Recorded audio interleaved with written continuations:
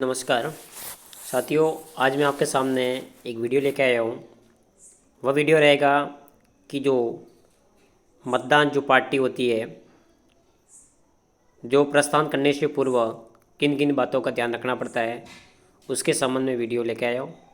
Video को बहुत ही ध्यानपूर्वक सुने, समझें और अधिक से अधिक वीडियो को शेयर करें और चैनल को सब्सक्राइब करें। तो वीडियो में बने रहिए। मतदान हेतु प्रस्थान से पूर्व किन किन बातों का ध्यान रखना है। तो पहले बात है कि मतदान मशीन ईवीएम व मतदान सामग्री एकत्रित करना व जांच करना। मतदान मशीनें उसको इकट्ठा करना और उसमें किन किन सामग्रियों की कमी है उनकी जांच करना। ईवीएम मशीन की जांच कैसे करनी है।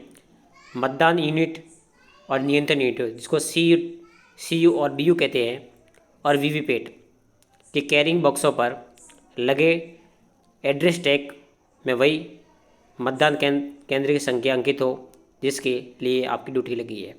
मतलब सबसे पहले ये ध्यान रखना है कि जो आपको BU और CU मिल रहे हैं, वीवीपैट मिल रहे हैं, आपकी जिस क्षेत्र में जिस स्थान पर ड्यूटी लगी है, तो आपको ध्यान रखना है कि वहीं का आपके इस BU और CU पर एड्रेस टैग लगा होना चाहिए या आपको दिए होने चाहिए। इस बात को ध्यान रखना है। दूसरी बात है कि मशीन के मतदान यूनिट, नियंत्रण यूनिट के कैरिंग बक्सों पर लगे एड्रेस टैग पर अंकित मशीन के नंबरों की भी जांच कर लें। आपके जो वहाँ से जो आपकी चुनाव शाखा है, वहाँ से आपको BU और CU और वीवीपैट जो मशीन दिए हुए हैं, उस मशीनों पर आपको ध्यान रखना है कि एड्रेस टैग पर जो मशीन के BU और CU नंबर है वो अंकित होने ज़रूरी है और उस स्थान का नाम भी होना ज़रूरी है। इन बातों को आपको ध्यान रखना है। आगे ध्यान क्या रखना है EVM की जांच में कि आपको प्रदत्त बैलेट यूनिट पर स्क्रीन पर मतपत्र पहले ही दिखता होगा।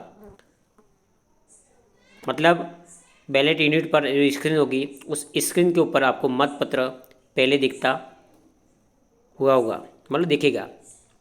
उसके बाद कंट्रोल यूनिट पर एड्रेस टैग लगाए जाएंगे। बैलेट यूनिट पर भी उपरोक्तानुसार एड्रेस टैग लगे होंगे। आपके जो BU और CU है उस पर एड्रेस टैग लगे होंगे।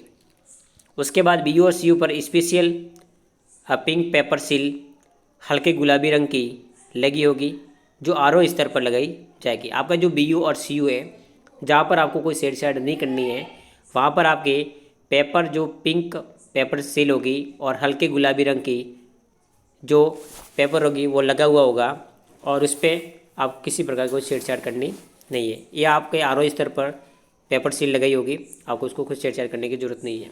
आगे क्या है कि वीवीपैट के सील अवस्था में कैरिंग बॉक्स में उपलब्ध है। वीवीपैट होगा वो भी आपकी सील अवस्था में होगा, आपको उसको भी ज़्यादा छेड़छाड़ करने की ज़रूरत नहीं है। उसके बाद EVM में विशेष ध्यान क्या रखना है कि चुनाव आयोग के निर्देशानुसार मतदान दलों के द्वारा दल रवानगी के समय मॉक पोल के पूर्व तक BU और CU और वीवीपैट को आपस में जोड़कर परीक्षण नहीं किया जाना है।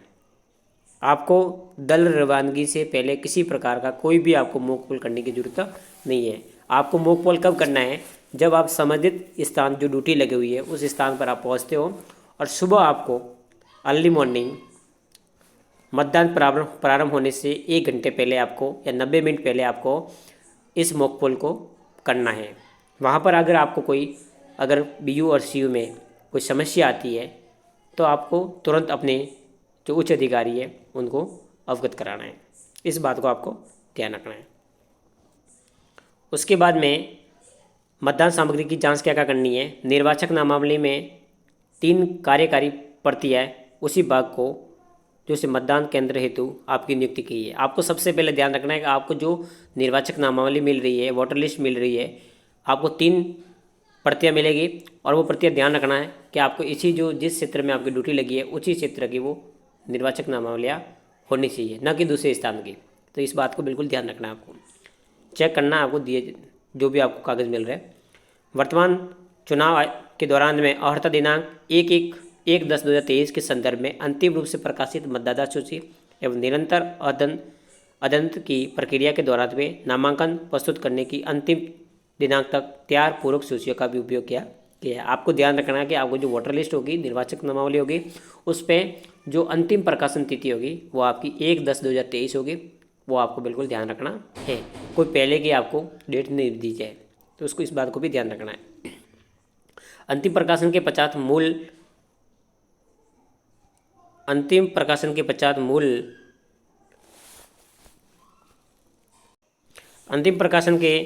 मूल मतदाता सूची के साथ में परिवर्तन की पूरक सूचियाँ संलग्न होगी। आपकी जो वोटर लिस्ट होगी उसके लास्ट में आपके कुछ और सूची होगी वो आपके संलग्न की गई होगी। उसमें आपको देखना है पूरक सूची फर्स्ट, निरंतर अध्ययन की प्रक्रिया में दौरान जो भी विलोपन और संशोधन किया गया है, किसी का नाम हटाया गया है, डिलीट किया गया है, तो वो सारी जो आपकी जो वोटर लिस्ट के अंत में ये सारी सूचियाँ लगी होगी, आपको उसको भी ध्यान से देखना है।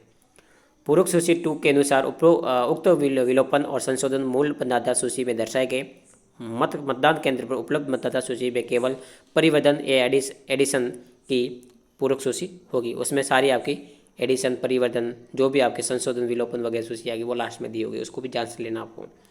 उसके बाद अंतिम प्रकाशन एवं निरंतर अध्ययन की प्रक्रिया के दौरान विलोपित किए गए नामों को क्रमशः एक बार या 2 बार डिलीट को दर्शाया गया है। इसी प्रकार एक बार संशोधन हेतु, द्वितीय बार संशोधन हेतु ये स्टार इस प्रकार का लग गया। अगर मान लो को भी डिलीट किया है तो उसको डिलीट लिखा हुआ होगा, उसके 2 बार जो भी उसके जो होगा उसका जो संबंधित नाम होगा उस संबंधित नाम पर डिलीट का और जो सिंबल लगा होगा।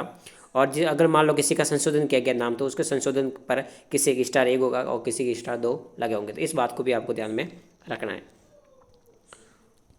उसके बाद में अभ्यर्थियों को उनके निर्वाचन अभिकर्ताओं, इलेक्शन एजेंट हो गए, हस्ताक्षर के नमूनों की प्रतियां भी आपको दी गई।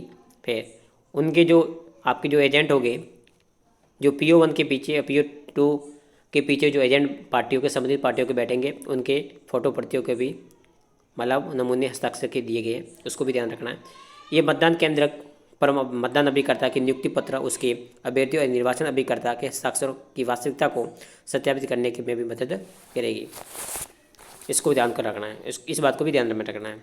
अन्य महत्वपूर्ण सामग्री जैसे विभिन्न प्रकार के जैसे प्रपत्र है, लिफाफे है, आपको ध्यान रखना है। एमिट चाहिए का ध्यान रखना है, स्टाम्प पैड है, स्पेशल टैग है, पिंक पेपर सील है, ग्रीन पेपर सील है, आदि समस्त प्रकार की सामग्री को आपको ध्यान में रखना है।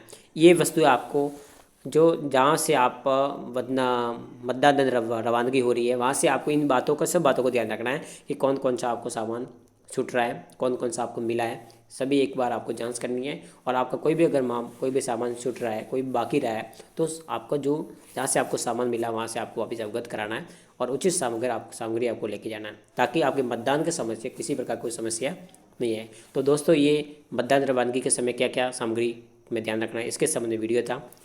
वीडियो अच्छा लगे तो अधिक से अधिक वीडियो को शेयर करें और चैनल को सब्सक्राइब करें। साथियों, जय हिंद, जय भारत।